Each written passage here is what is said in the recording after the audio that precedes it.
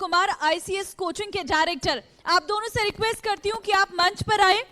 इस सेशन को होस्ट करेंगे आयुष और साथ ही साथ मैं भी इस सेशन में आयुष के साथ जुड़ूंगी। आप सभी से रिक्वेस्ट करते हैं कि आप मंच पर आइए और इस सेशन को हम आगे बढ़ाएंगे, जिसमें हम बात करेंगे उद्योग की और साथ ही साथ हम इसमें बात करेंगे शिक्षा की। परिमल जी आप आइए, आयुष मंच पर मेरे साथ ज्वाइन करिए। तो इस सेशन में हम बात शिक्षा, उद्योग के अलावा और भी तमाम मुद्दे हैं जिन पर हम चर्चा करेंगे।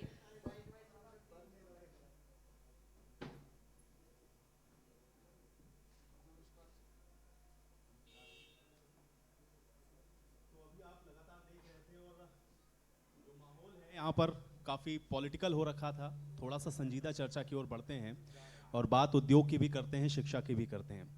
सर शिक्षा से ही शुरुआत करता हूँ, आपके साथ तो हम लोग का रेगुलर कन्वर्सेशन होता है, लेकिन आज फिर से बच्चे हैं, खासतौर से जो स्टूडेंट्स हैं वो आपकी बातों को बड़ा ध्यान से सुनते हैं। शिक्षा के क्षेत्र में एक बार फिर से बताइए, क्या कुछ आपको लग रहा है, कुछ चैलेंजेस, कुछ चेंजेस, या आपको क्या लगता है विज़न क्या होना चाहिए, क्या सही दिशा में सही प्रयास हैं? अभी हम लोगों ने जो डिस्कशन देखा है वो काफ़ी अच्छा डिस्कशन था और जो है ऐसे ही लोगों से हमें देश को आगे बढ़ाने की पूरी उम्मीद है। ये लोग जो है जिस प्रकार से विधानसभा में और लोकसभा में और यहाँ पर आकर के जो ये चर्चाएं करते हैं और सब जगह पर इसी प्रकार की चीज़ें देखने को मिलती हैं, एक सार्थक बहस तो देखने को मिलती ही नहीं है। बहरहाल हम लोग जो है जैसे राजनीतिक नहीं हैं और ये अच्छा है कि हम राजनीतिक नहीं हैं।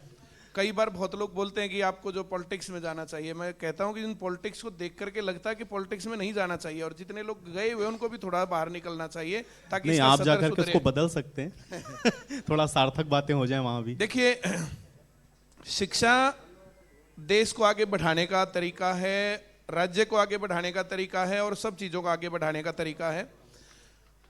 अभी लास्ट सेशन जो हम लोगों का हुआ था उसमें हमने कुछ बातें डिस्कस की थी। मैंने जो है उसमें कहा था कि सीईटी का जो एग्ज़ाम हुआ है और वो टोटली फेयर सिलेक्शन के फेयर हुआ वो, और अभी जो है मैं कहूँगा कि दिल्ली पुलिस जो ये हरियाणा पुलिस था वो भी फेयर था। उसके बाद स्टेट का जो एग्ज़ाम हुआ है वो भी फेयर था। तो पीछे जो ना जो ये आवाज़ उठाई गई, ये आवाज़ बुलंद हुई युवाओं के द्वारा, हरियाणा के युवाओं के द्वारा, हरियाणा सरकार के संज्ञान में आया।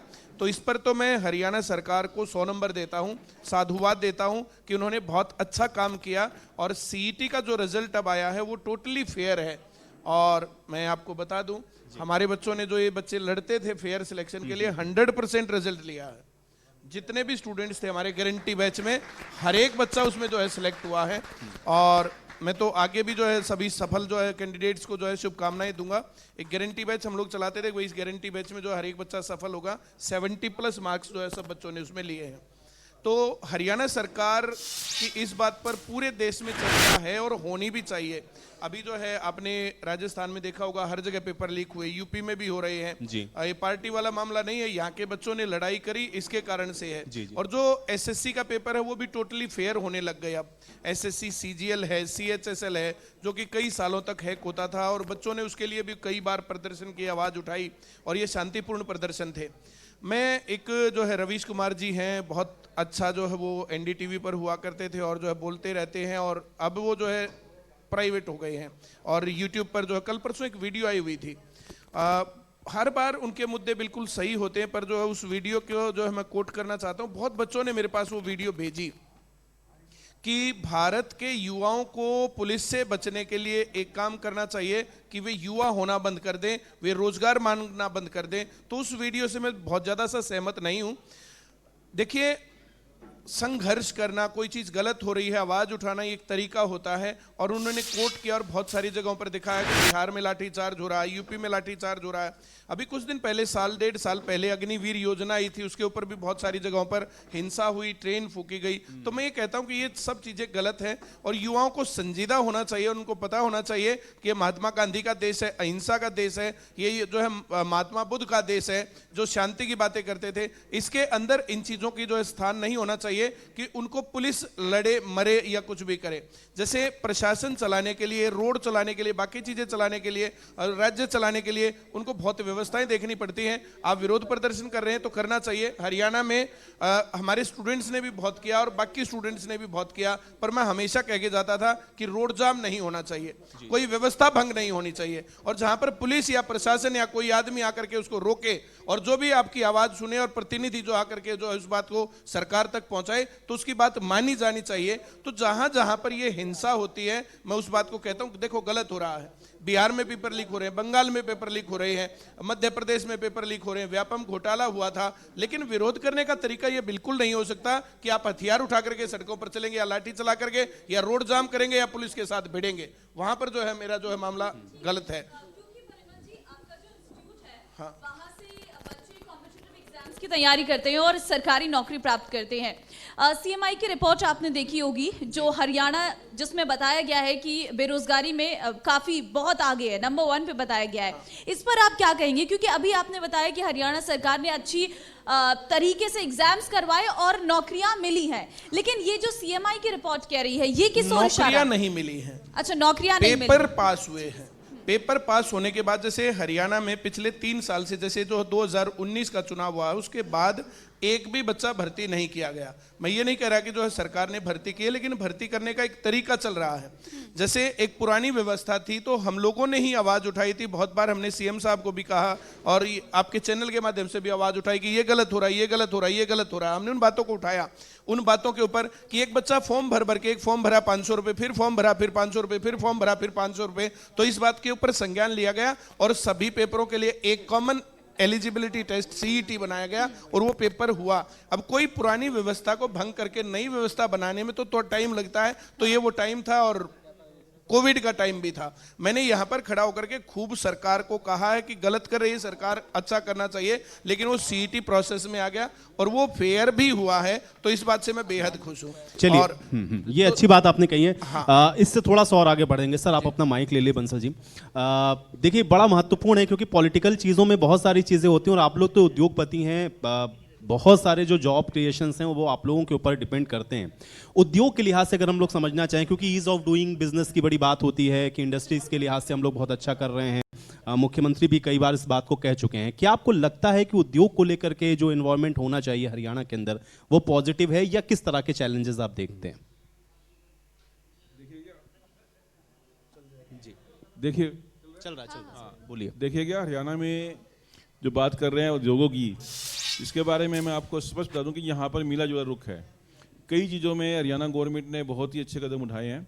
खास तौर पे जो एक पॉलिसी पहले होती थी कि जितने भी हरियाणा के अंदर इंडस्ट्रियल एरिया बने हैं HSIDC के द्वारा, उनके अंदर जो अलॉटमेंट की प्रक्रिया होती थी वो उसका एक ट्रांसपेरेंट पॉलिसी नहीं थी।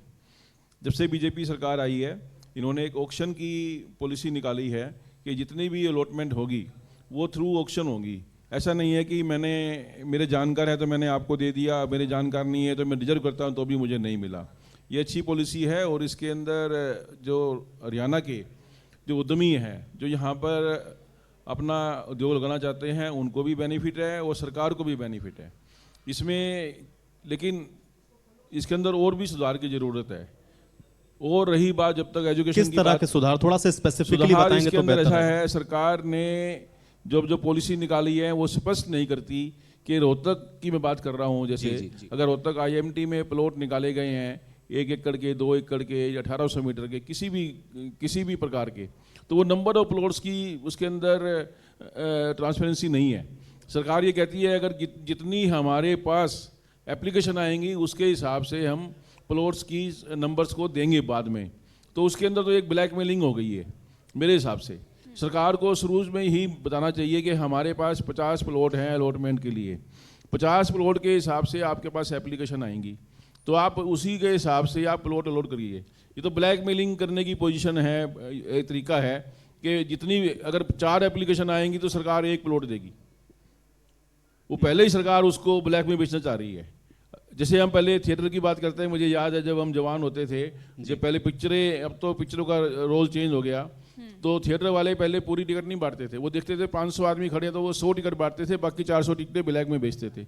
वैसे ही हरियाणा सरकार ने रवैया अपना रखा है कि 10 एप्लीकेशन आई तो 2 प्लॉट देंगे, ताकि 10 के 10 लोग आपस में लड़ मर के मरे कि मैं 1000 में लूंगा, मैं 1200 में लूंगा, तीसरा आदमी 1500 में लूंगा। नहीं बंसल जी, बड़ी इंटरेस्टिंग बात आप कह रहे हैं, क्योंकि हम लोग अक्सर जब भी पॉलिटिकल चर्चा करते हैं तो एक आरोप मौजूदा सरकार के ऊपर तो विपक्ष, मैं पॉलिटिकल मैं नॉन पॉलिटिकल ही है, लेकिन मैं एक मेरा सवाल है इससे रिलेटेड, सबसे पहले क्योंकि आप जो बात कह रहे हैं मैं उससे रिलेटेड मेरा सवाल ये है, क्योंकि ये आरोप लगते हैं कि सरकार तो जो भी पॉलिसी बनाती है वो सारी उद्योगपतियों के फेवर में है, आम आदमी के बारे में तो सोच ना रही, और आप तो इतनी सारी प्रॉब्लम्स गिना रहे हैं। ऐसा नहीं है, ऐसा नहीं होता कि एक मिनट सर, ऐसा नहीं है। सरकार की, जैसे वो कहते हैं ना, हाथी के दांत खाने के अलग दिखाने के अलग, वो वाली कहावत है, वो दिखाती है कि हम लोग उद्योगपतियों की भलाई के लिए काम कर रहे हैं, ऐसा कुछ नहीं है। अभी मैं बताता हूँ, एक बात तो ये मैंने बताई अलॉटमेंट की, दूसरी बात मैं करता हूँ, जितने भी सरकार के द्वारा बनाए गए इंडस्ट्रियल एरिया हैं वहाँ पर डबल चार्जेज हैं टैक्सेशन के। पहले तो हमारे से HSIDC वाले मेंटेनेंस चार्जेज लेते हैं, और ऊपर से जो नगर निगम है वो अलग से अपने चार्जेज लेता है प्रॉपर्टी टैक्स के। काम कोई करता नहीं है, ना नगर निगम करता है ना HSIDC करते हैं। आप हरियाणा के किसी भी, मैं चैलेंज करता हूँ, आप किसी भी एरिया में जाइए, वहाँ पे आपको मूलभूत सुविधाएं कोई नहीं मिलेगी आपको, ना पानी की मिलेगी, ना रोड की मिलेगी, ना सीवर की मिलेगी, और मेंटेनेंस की तो बिल्कुल ही नहीं मिलेगी। लेकिन चार्जेज हमारे से नगर निगम वाले भी ले रहे हैं और HSIDC वाले भी ले रहे हैं। मतलब कहते हैं ना, अगर एक खसम हो तो उसका तो कोई भी, उसको तो हम देख भी लेंगे, लेकिन 2 खसम कर रखे हैं, वो कहते हैं उनकी जिम्मेवारी है नगर निगम की, नगर निगम वाले कहते हैं मतलब उलझा के रखा है आप लोगों को, परेशान हो रहे हैं। बिल्कुल, हमें परेशानी है कि कोई भी अपनी जिम्मेवारी लेने को तैयार नहीं है, संवेदनहीनता है, वो है, मतलब कहते हैं ना, उनके अंदर ये लगता है कि दिमाग से काम करते हैं, दिल तो है ही नहीं। जब तक हम लोग चलिए, पॉलिटिकल बातों में ये बातें भी छुप जाती हैं, और मुझे लगता है कि सरकार को उस पर जरूर गौर करना चाहिए। परिमल जी, फिर किसी एक चीज और मैं बात पूरी करता हूँ अपनी। फिर जो बात कर रहे हैं, अभी 1-2 साल से हरियाणा सरकार ने नया निकाला है कि 75% हरियाणा के युवाओं को नौकरी देंगे। मैं आपको स्पष्ट बता दूं, आप किसी भी हरियाणा के युवा से बात कर लें, कोई भी हरियाणा का युवा सरकारी नौकरी के अलावा कोई भी नौकरी करना नहीं चाहता। वो नहीं चाहता कि मैं किसी भी फैक्ट्री में काम करूं, वो नहीं चाहता कि मैं काम करके तनख्वाह लूं। हरियाणा के युवा की तो एक ही बात है कि मुझे तो घर बैठे बगैर काम करे तनख्वाह। आपके इसी जवाब पर मेरा एक सवाल है, ये मेरी भी बात कहा तो जाता है पूरी- कि मेरी बात तो लेबर पूरी- कॉस्ट, मेरी बात तो कोई पूरी नहीं, आप अपनी बात को कंटिन्यू रखिएगा, इसी के साथ मेरे सवाल का जवाब भी दे दीजिएगा कि लेबर कॉस्ट को लेकर भी सवाल उठते हैं कि जिस तरीके से काम कर रहा है लेबर, उतना उसे अर्निंग नहीं हो पा रही है, प्लस कुछ और पॉलिसीज उनके लिए नहीं मिल पा रही है। मैं आपकी बात से सहमत नहीं हूं। नहीं, ये मेरा नहीं कहना है, ये लेबर्स का कहना है। लेबर की बात कर रहा हूं। जो हरियाणा सरकार ने मिनिमम वेजेज रखी हैं, स्किल्ड लेबर की या अनस्किल्ड लेबर की, या जो भी उन्होंने लेबर के पैमाने तय किए हैं कि एक इंडस्ट्रियलिस्ट स्किल्ड लेबर को ये पे स्केल देगा, अनस्किल्ड को ये देगा, जो भी इन्होंने पे स्केल के पैमाने तय किए हैं, मैं आपको चैलेंज करता हूं कि लगभग 95% उद्योगपति सभी पे स्केल को पूरी पालना करते हैं, ESI भरते हैं और PF भरते हैं, जितने भी गवर्नमेंट के द्वारा पैमाने तय किए गए हैं सबकी पालना करते हैं। गवर्नमेंट करे 20,000 सैलरी देंगे, हम देंगे ना, हमें दिक्कत कब होती है? मैं तो दे रहा हूँ 20,000 रुपये महीना एक आदमी को, और आपकी जो कंपनी दे रही है 10,000 रुपये, फिर हमें दिक्कत होती है कि हम लोगों की कॉस्ट ऑफ प्रोडक्शन आपसे ज़्यादा हो गई।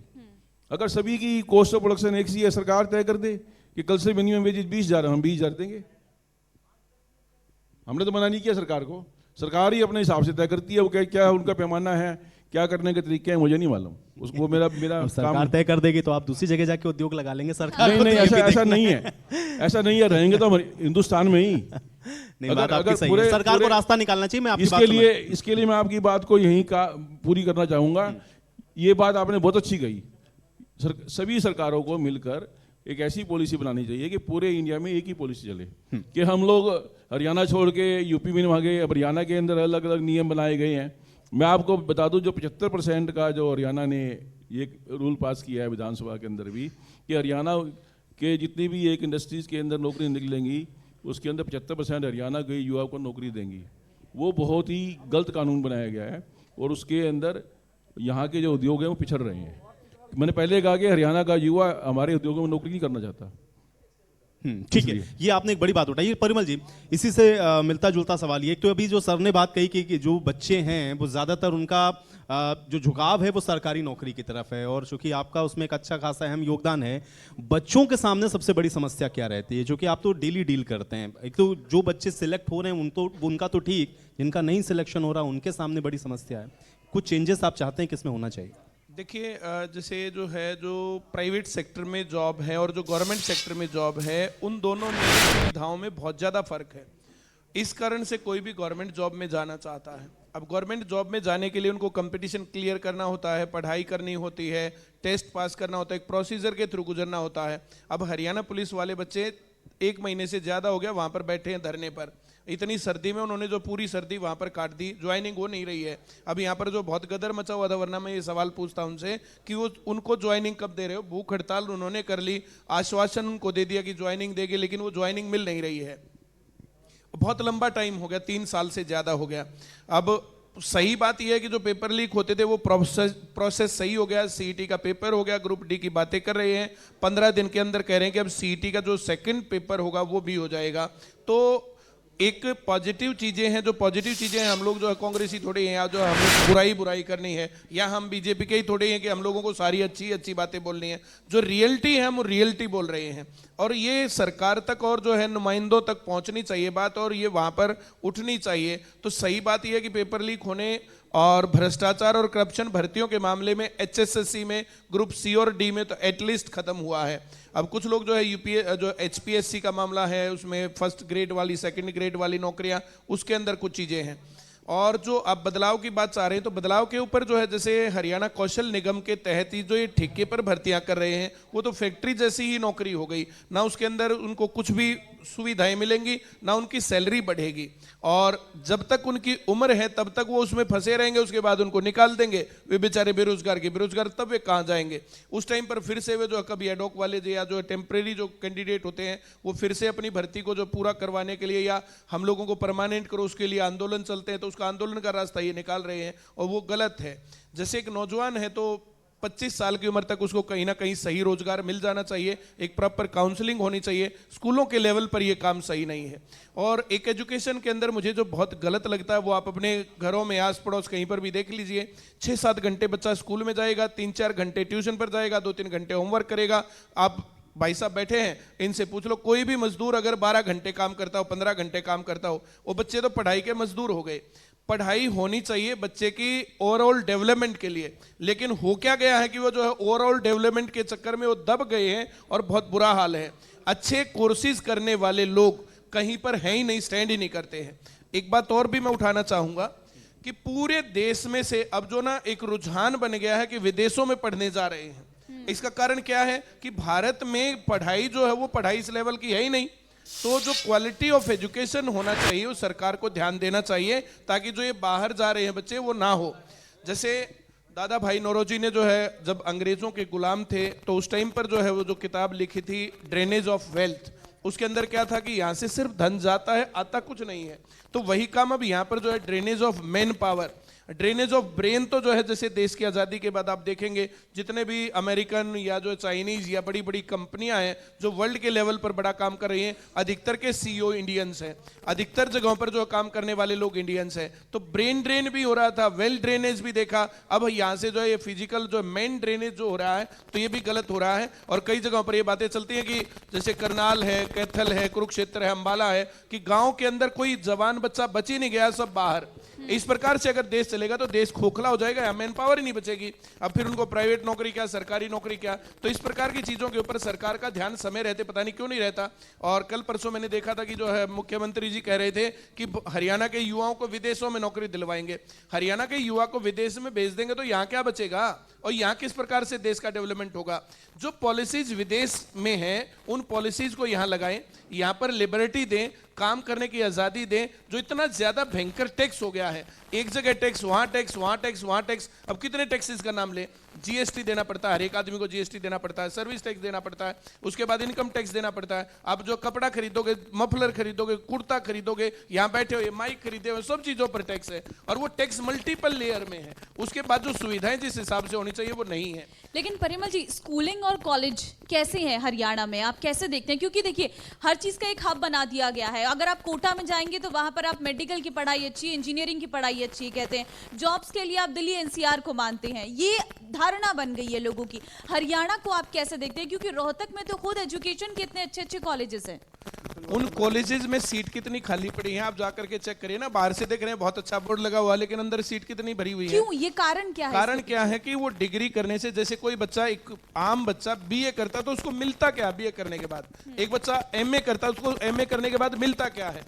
फिर इसलिए क्या हो गया कि उन कोर्सेज को छोड़ करके या उनको डिस्टेंस से या बाकी करके और नौकरी की तैयारी करने आते हैं या किसी और चीज की तैयारी करने के लिए जाते हैं।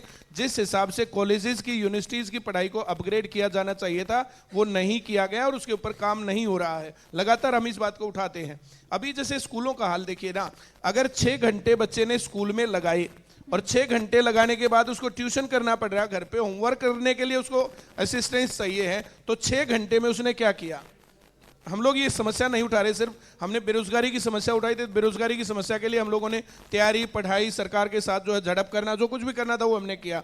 अब हम स्कूली एजुकेशन के ऊपर काम कर रहे हैं और 6 घंटे हम पढ़ाएंगे चैलेंज के साथ। घर पे जाके बच्चे को ना होमवर्क करना और ना ही उनको ट्यूशन पर जाना।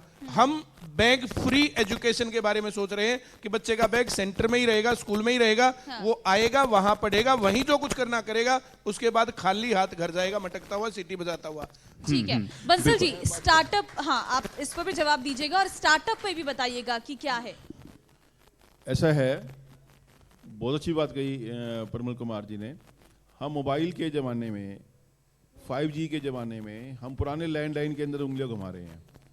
आप ये बात देखिए, एक बच्चा जो स्कूल में गया, जो 40 साल पहले किताबें थी, जो 40 साल पहले जो हमने सिलेबस पढ़े थे, वही आज हम बच्चों को पढ़ा रहे हैं। बिल्कुल ठीक कहा परिमल कुमार जी ने कि 6 घंटे 7 घंटे स्कूल में वो बस्ता ढोने के बाद आप ये देखिए, जो स्कूल में क्लासेज हैं वो खाली पड़ी हैं। बच्चा सिर्फ वहाँ पे एडमिशन लेने के लिए जाता है, वो कहता है मुझे नॉन अटेंडेंट की आप फीस ले लीजिए और नॉन क्लास अटेंडेंट की मुझे कैटेगरी में रखिए। मैं तो शाम को 4-5 घंटे किसी कोचिंग सेंटर में जाऊँगा, चाहे वो ICS हो या जितने भी अन्य सेंटर्स हैं। एक सेंटर के अंदर आप 40-50 बच्चों की क्लासेज लग रही हैं। आप रोहतक के किसी भी कोचिंग सेंटर में चले जाओ, वहाँ पर आपको बाइकें, मोटर बाइकें, स्कूटर ऐसे खड़े मिलेंगे जैसे कोई वो कॉलेज या स्कूल हो। और जो हमारे स्कूल के, बाय द वे मैं भी आज के दिन वैश्य एजुकेशन सोसाइटी का जनरल सेक्रेटरी हूँ। शिक्षा का स्तर जो 40 साल 50 साल पहले हमने किताबें पढ़ी थी वही आज रखा हुआ है, वो किसी काम की नहीं है। मुझे इस बात में कोई हेजिटेशन नहीं है, वो स्कूल हो, कॉलेज हो, वो किताबें हमारे बच्चों की, हमारे किसी काम की नहीं है। जो बात करी इन्होंने कि फिर हम बच्चों को पढ़ने के लिए बाहर उन्होंने कोचिंग सेंटर का सहारा लेना पड़ता है और वहाँ हैवी फीस देनी पड़ती है। ये तो सरकार का काम है कि उन बच्चों की जो स्कूलों में, कॉलेजों में सिलेबस लगाए गए हैं उनको चेंज करें और आज के टाइम के हिसाब से, जो आज के समय की डिमांड है, आज की समय की मांग है, हमें क्या पढ़ना है और क्या पढ़ाना है, वो ज़रूर चेंज होना चाहिए और ये काम सरकारों का है।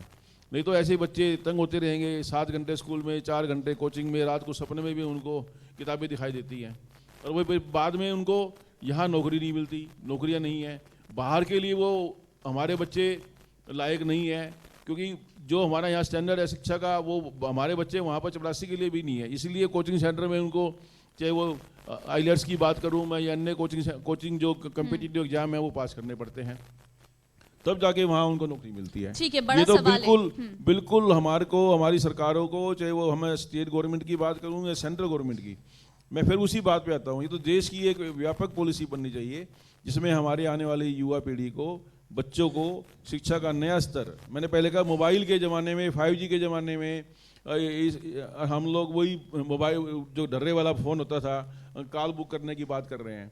तो कैसे हम लोग अपने बच्चों का, युवाओं का भविष्य सुधारेंगे? बिल्कुल बड़ी बात आपने की है। तो उद्योग और शिक्षा का जो बड़ा स्तर है, यहाँ पर रोहतक की बात करूँ या पूरे हरियाणा की बात करूँ, उसमें आज हमने चर्चा की। फिलहाल इस कार्यक्रम में आज के लिए बस इतना ही। आप दोनों का बहुत धन्यवाद हमारे साथ जुड़ने के लिए। सर वक्त थोड़ा कम है, अगले सेशन में जरूर आपसे बात करेंगे। फिलहाल आप सभी का बहुत धन्यवाद इंडिया न्यूज हरियाणा के साथ जुड़ने के लिए और इस कॉन्क्लेव में हिस्सा लेने के लिए। Associate sponsor Nikhar detergent powder, जैसा नाम वैसा काम। Associate sponsor Sanskaram group of schools Jhajjar. Education partner Sanskaram veterinary college Patauda, Jhajjar best college in Delhi NCR। Automobile partner Ransh motors, Rohtak, Bahadurgarh.